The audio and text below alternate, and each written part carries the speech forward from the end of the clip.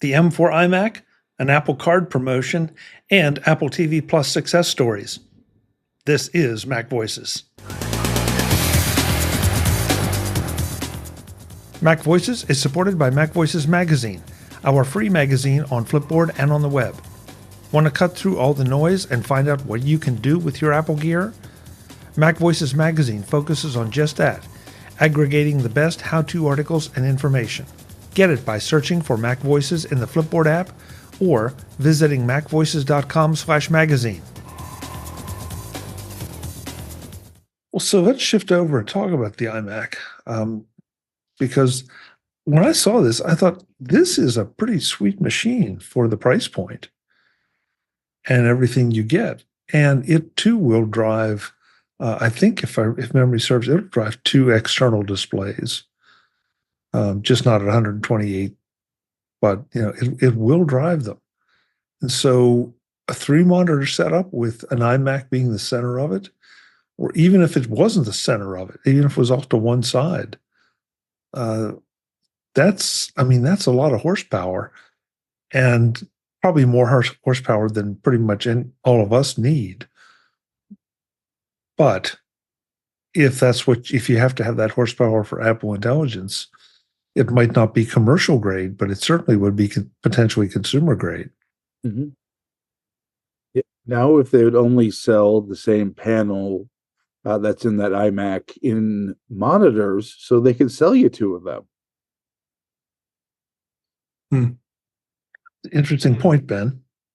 Everybody keeps screaming about a 27-inch iMac, but it would make a lot more sense to be able to have 2 of those.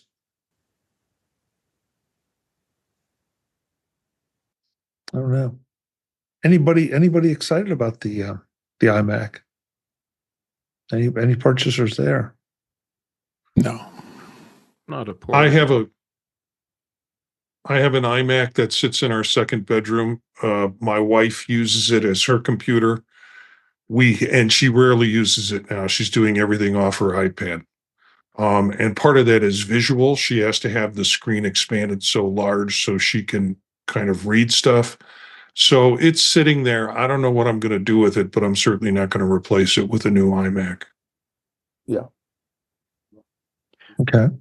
I feel like what Apple's done with this model iMac is reinforce the idea that this is supposed to be a consumer machine.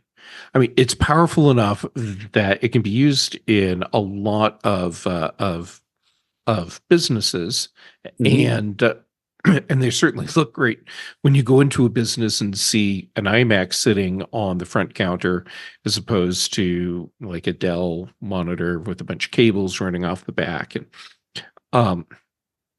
but I just feel like when you look at this computer and look at what was announced today with the Mac Mini, Apple is saying, hey, consumers, casual users, first-time buyers, just get this. It's all in one.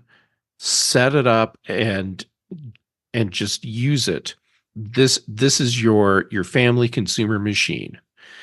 And then we get the Mac Mini today, and Apple is saying, okay, here's this great computer that can work as just a family machine, casual use machine, but we've also got this other version of it, and here's your prosumer machine, all in one little package, and just set this little thing on your desk, under your desk, whatever, and away you go.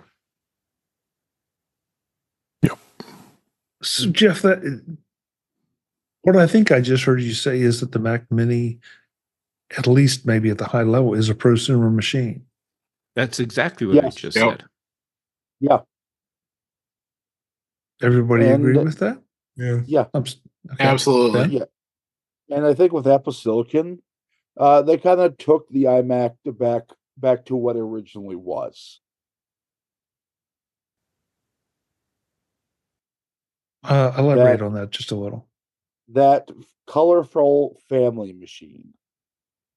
That while you can do some pro stuff with it, it's other machines like the Mac Mini and the Mac Studio. They're designed to be the ones that get the work done.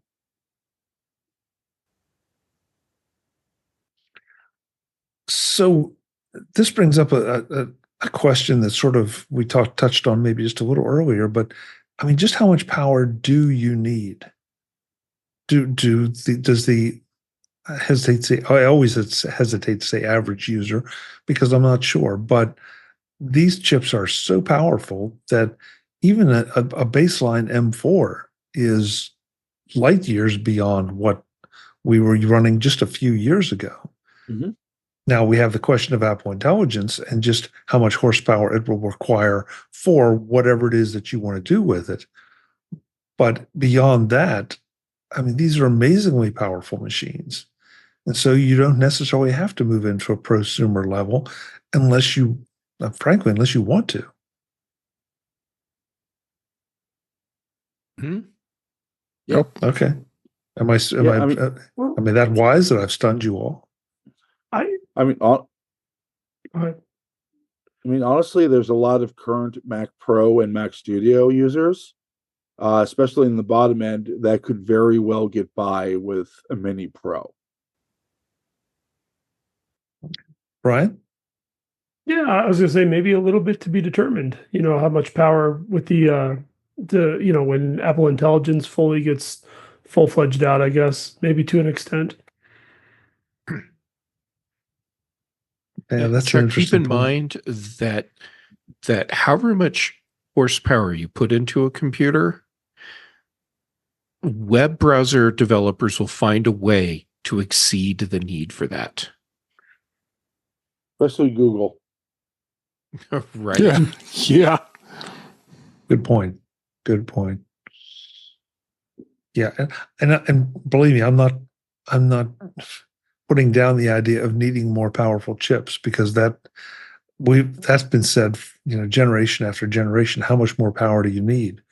And then you're right, the software developers write things for those chips, but also new capabilities that we never thought were reasonably or reasonable, are being built, and then suddenly you do need that horsepower. So Yes. And the other thing we're seeing with Mac designs, Apple still wants that small and light design, but they're also listening to what the users want from it. I mean, people have been screaming for God knows how long for the Mini to get front ports. Well, it has them. People want more power in a portable size. They got it. Yep. Yeah, people want presumably a small laptop that can run a bunch of displays. You're going to have that too. Marty? Yeah, we ran a story last night on Vision Profiles about Safari. Safari is going to be making some adjustments so people can embed spatial photography and spatial video. So for us not viewing those websites through a Vision Pro, you'll get the standard 2D expression of whatever the media is. But those who are using Vision Pro headsets and viewing it, you can get the spatial effect embedded within the Safari browser. So your thought about needing more power or needing more processing power for some things makes sense. Yeah, that makes a lot of sense. That makes a lot of sense. And Cletus in the chat room says, imagine the games that could be played on it. Oh, I'm imagining. Yeah. Yeah.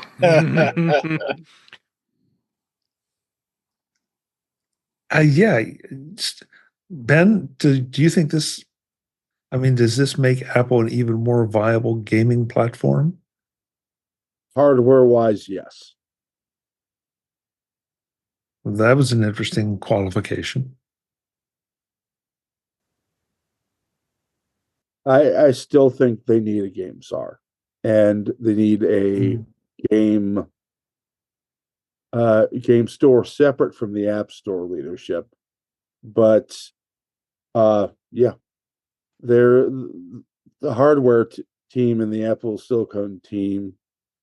God, I've gotten Doc in my head. Apple Silicon team. Both of those have been completely crushing it. They have made the best products that Apple has ever made.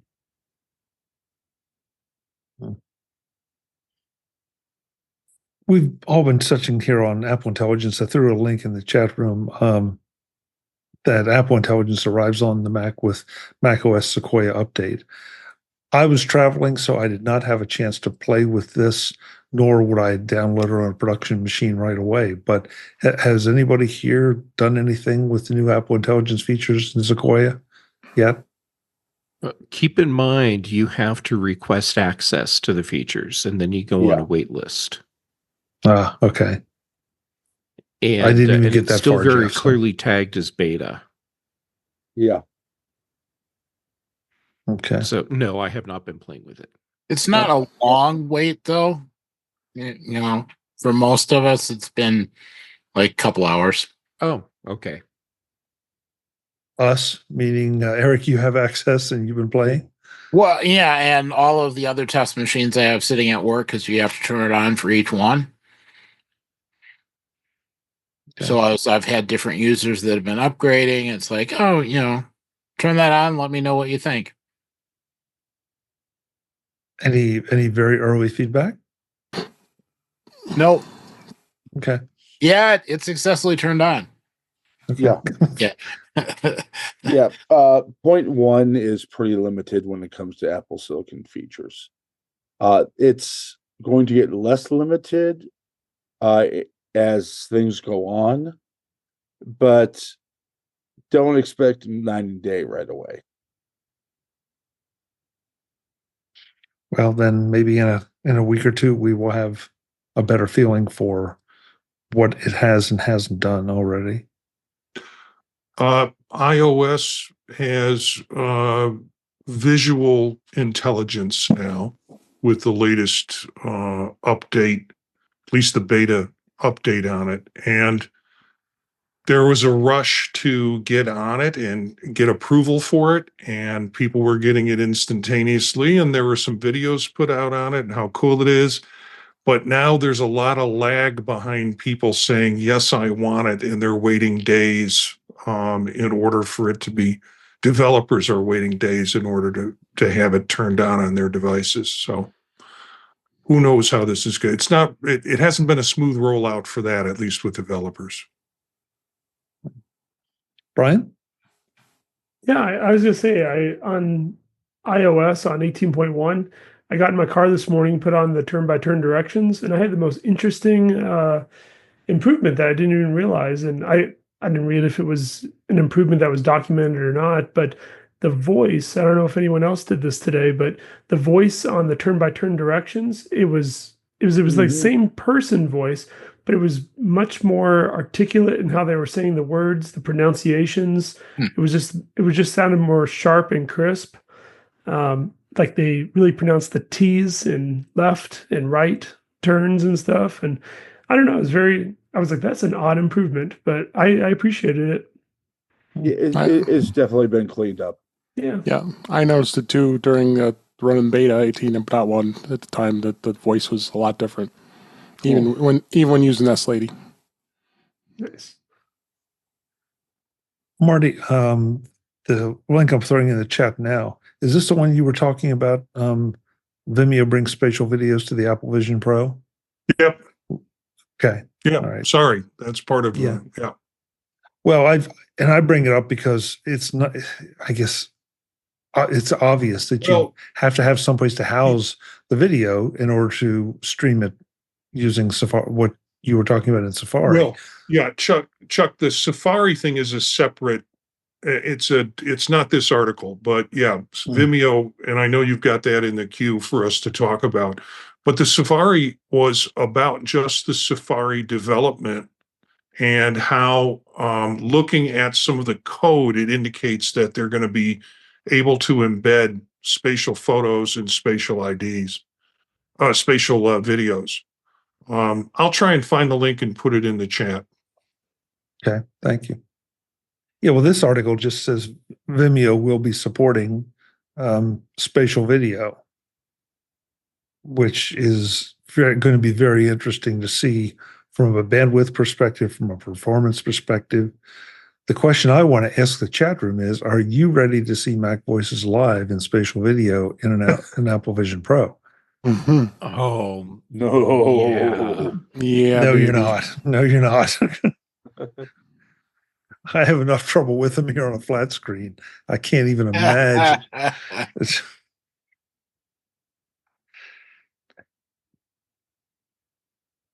So there's so many things here. I want to make sure I'm rearranging things a little bit because we're already deep into the show. So let me throw this one, especially for those people buying hardware, that there's a new Apple Card promotion that starts November 6th and runs through April 30th of 2025. That gives you different percentages back, depending on how much money you've spent. So users need to spend between $5,000 and $15,000. At $5,000, 3% daily cash is unlocked. $10,000 unlocks 4% daily cash, and $15,000 unlocks 5% daily cash. Yeah. So, and I spent my money today. Too early, Web. Too early. Yep. So, I mean, and unfortunately, I have not seen anyone really clarify this, and I haven't seen an email come out to me. The there is a qualification. Daily cash bonus is available on up to $50,000 in total purchases. Okay, so that's fine. What I'm not clear about though is if you at what point does it turn on, or do you get it back? In other words, if I don't spend $10,000 until February, do I still get 4% back on my purchase from November to February? I don't know. And that's something I would be very interested in, because otherwise this could turn into potentially a nice little chunk of change. Yeah, I saw that line in the story. I think it doesn't start with the higher percentages back until those thresholds are met. And then at that point, it's not retroactive. It's only spending that occurs after that threshold has been met. So, for example,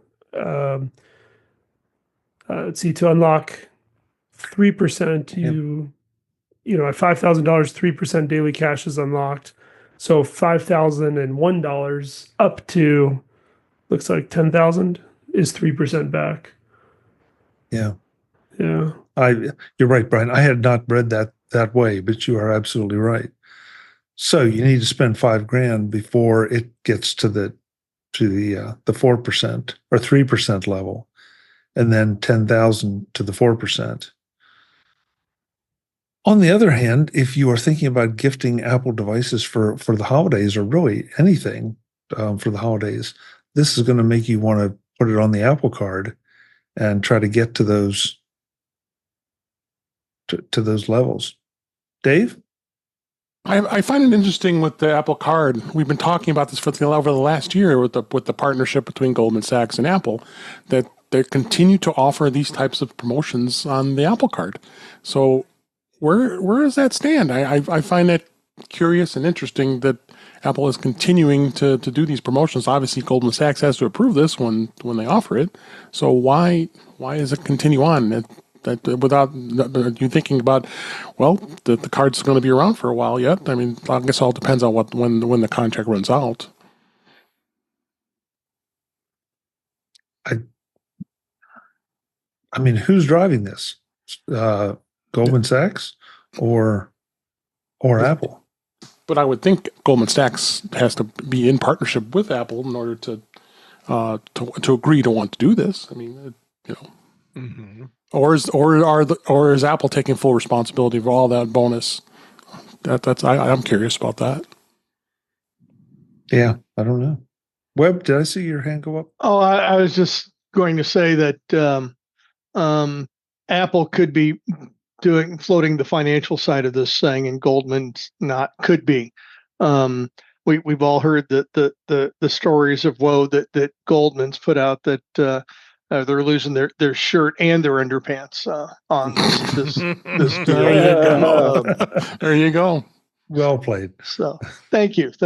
So yeah, I would think that I viewed this as really an Apple promotion, but yeah, I sure could be wrong. But I knew this was coming, but I went ahead and bought my stuff today. Missed it by that much. Yeah, and Marty has very kindly pointed out in our private chat that I almost get there with my Apple Vision Pro purchase, which has not happened yet. So thank you, Marty. Think of well it this played. way. Well played. You get the Apple Vision Pro that gets you almost there, and but you're going to do these purchases in November, and so like after the start date of this promotion. And then you're going to push yourself over the top when you get that new M4 MacBook Pro. Thanks, Jeff. Got your back. You're not helping. Oh, but I am. I could keep piling on, but I won't. Thank you, David. Yeah. I mean, I'm totally not going to do this, Chuck. Oh, thank you, Ben. Yes, Ben is stroking his credit card for those listening by audio only. But listen, seriously, stop and think about it for a minute. This could be if you're looking at buying substantial Apple kit, this could be a very nice bonus, given that you already get 3% back on Apple products from Apple. And I didn't see anywhere that this doesn't stack. So this seems to be a totally separate promotion. So I can see the wheels turning in Eric's financial mind. It's like, how many things can I buy? How many things can I convince Chuck to buy? Well, since we're on Apple and Apple Card and Goldman Sachs, I'll pull this one up. Apple and Goldman Sachs fined over $89 million for Apple Card failures. And Ben, go ahead. Go right ahead. Financial regulators do not mess around. Right. Yeah, I mean, honestly, you had two companies which were not fully prepared to offer a consumer product, offered that product. Had a few too many support referrals that did not get transferred from Apple to Goldman Sachs. And the two companies are quite literally paying for that. Anybody else have other thoughts? F around and find out. They just did. I don't know. In looking at the allegations, now they said that the fine is going to be broken down. Goldman Sachs will pay at least $19.8 million in redress, and also $45 million civil money penalty. That's a penalty. Apple will pay a $25 million civil money penalty. Should Apple be on the hook for much, if anything? I mean, I hear what you're saying, Ben, but Goldman was the one that was supposed to provide the credit card services. Apple is not a credit card company. So they were supposed to be the one doing that. So, and $25 million is not going to hurt Apple in any significant way. But it just struck me that this feels like the credit card company should be the one that took and they are taking the majority of the hit, but take even more of the hit. Well, if this was a normal arrangement like everybody else, like say Best Buy, they just send everything over to Citibank, period. Apple wanted to completely redo how you access your card. And in doing that, it opened themselves up to those regulatory liabilities. Brian? Yeah, I found a couple of quotes here in the article as far as why Apple may be on the hook. It notes there that Apple failed to send tens of thousands of consumer disputes to Goldman Sachs. So I'm assuming like a credit card dispute. So you're disputing a particular charge on your card, and maybe that wasn't adequately communicated and forwarded to Goldman Sachs. And the other one mentions that on certain web browsers, Apple didn't even show the interest-free payment options.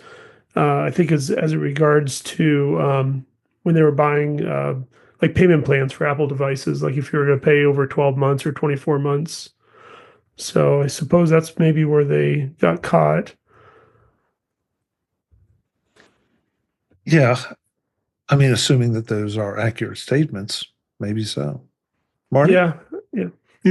It's just no surprise. And I'm a big fan of the Apple Card and using it, but there's no surprise that Goldman Sachs wants to get out of the consumer business, credit business with this, plus also ranking up $6 billion in losses so far with it. I just don't know how they're going to pull out this far into it and how it's all going to balance out on the sheet and who's going to pick it up. Yeah. But when does it expire? That's the question too. We don't really know, do we? I don't think we do. No. I thought it was sometime in 2025 from one of the much earlier articles, but maybe not. No. But Marty, you say who will pick it up?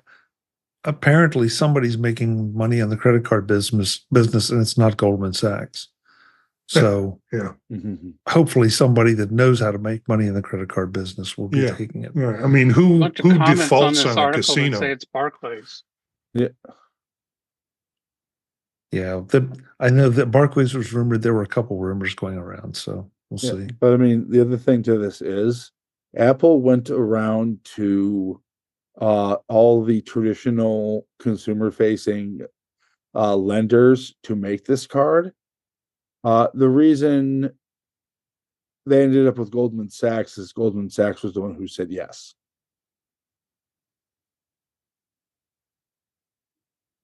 Which makes you wonder why the others said no. Yeah.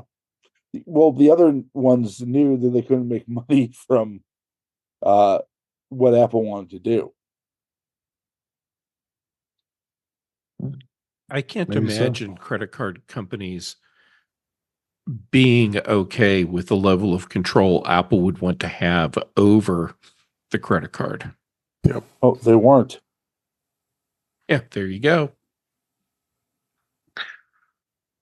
I wonder if it was the metal credit cards. I wonder if that was an issue. No, current American Expresses are metal. Are they? Okay. I like the throwing of the Amazon Prime credit cards are metal. Metal. I have a credit Barclay cards. card that's metal. So. Yeah. Okay. I love the throwing of the horns, Ben. Nice job.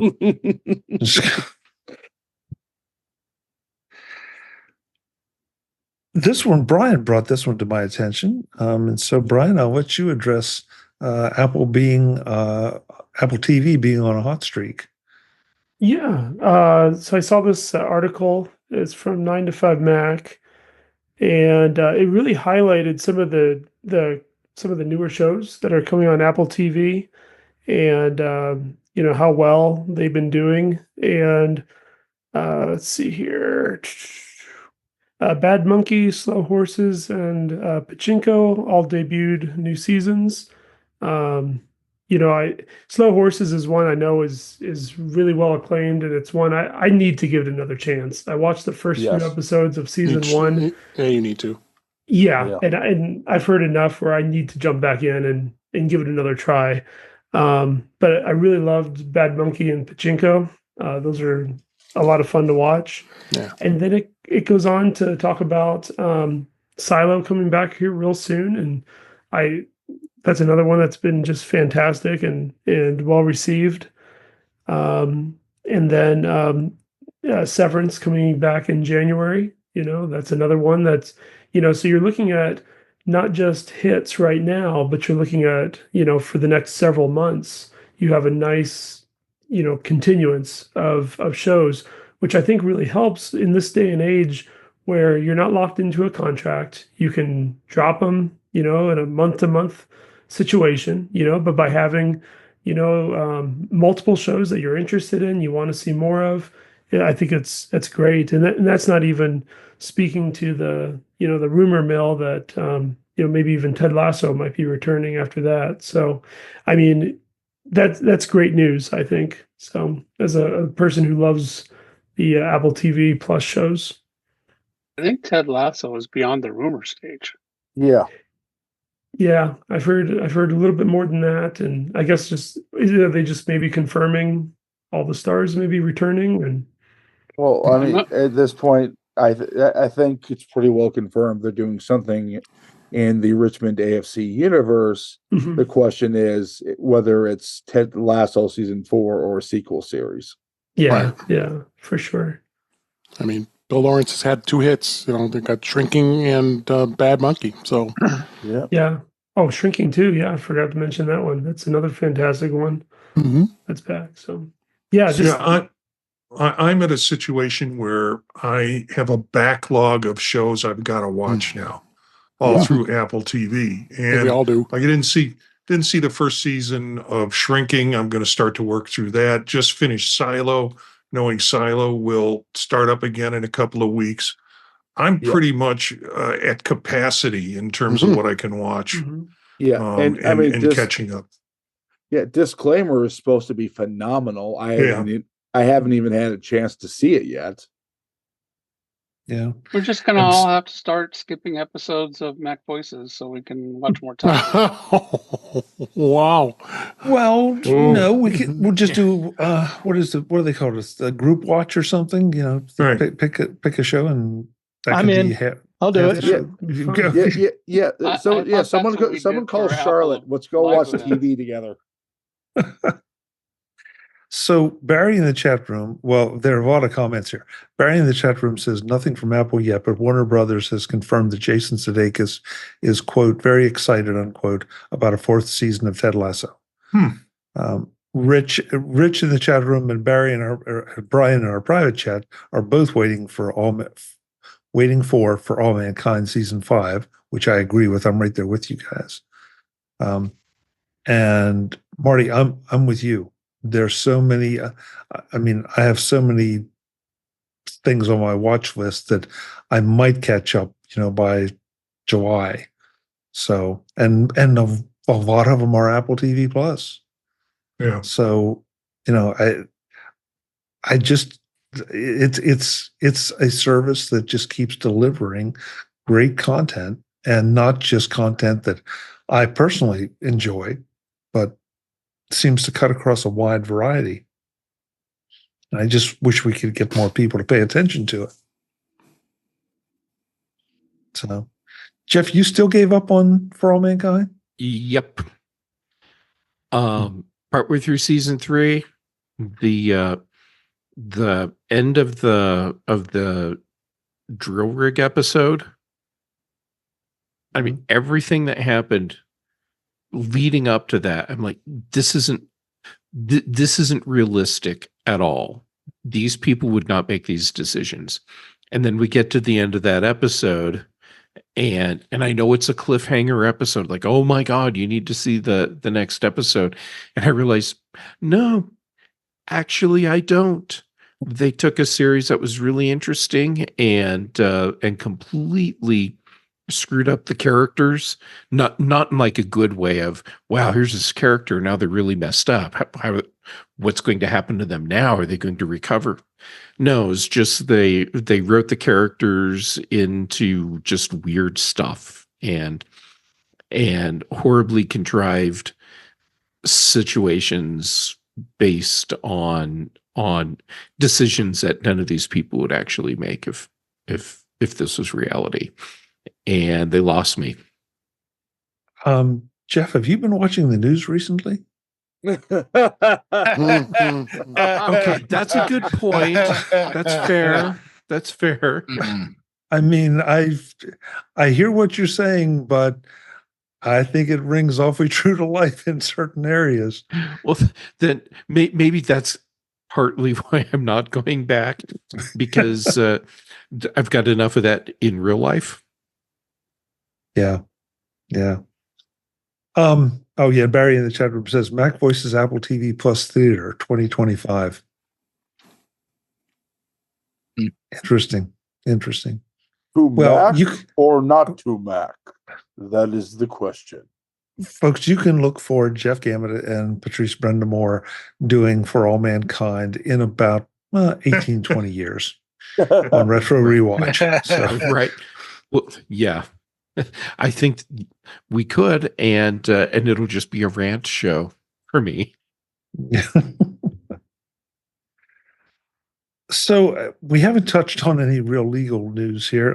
There's one though, since this has turned into pretty much an Apple-focused thing. And before we leave that, Apple wins $250, but little else, at trial on watch patents with Massimo.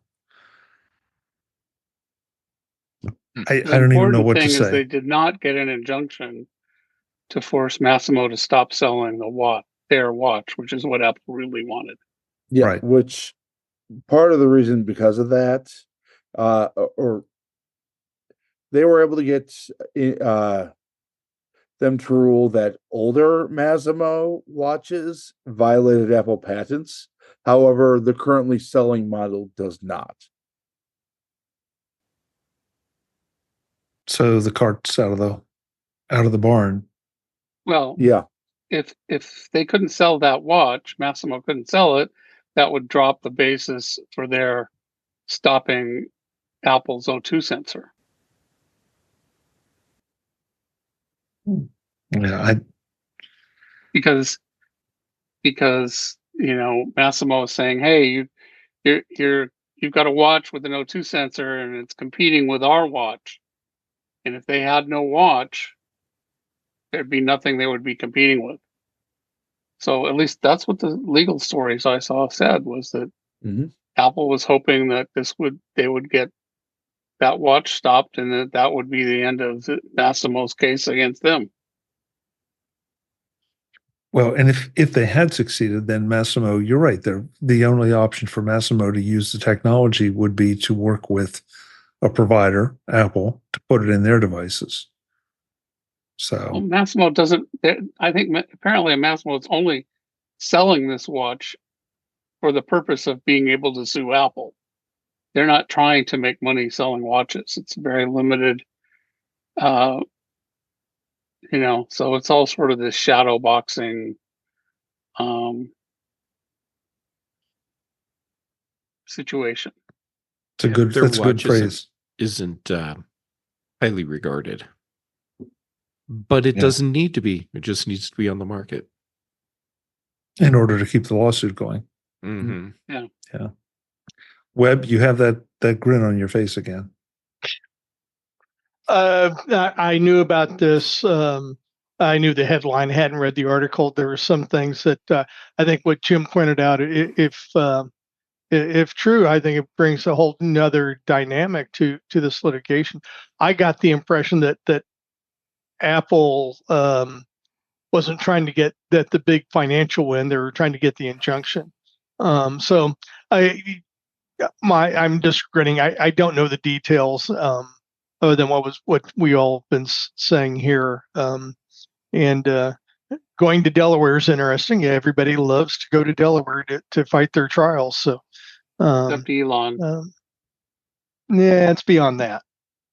I got a trial in Delaware too, just because Delaware is very favorable to corporations. So, my company is incorporated in Delaware, but I said everybody likes it except Elon. Oh, except Elon. I'm sorry, I misunderstood you. That's the second time tonight I've misunderstood you. So I apologize for that. So, anyway, that's all I have. Okay. Visit MacVoices.com for show notes and to connect with Chuck on social media. Get involved in our Facebook group or like our Facebook page, and get more out of your Apple tech with MacVoices Magazine, free on Flipboard and on the web. And if you find value in it all, consider supporting us through either our Patreon campaign at patreon.com/MacVoices, or by making a one-time donation via the PayPal link on our front page and in the show notes of each episode. You will join these fine people who help bring you Mac Voices.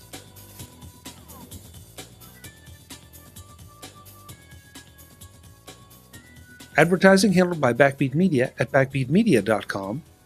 Bandwidth provided by CashFly at cashfly.com.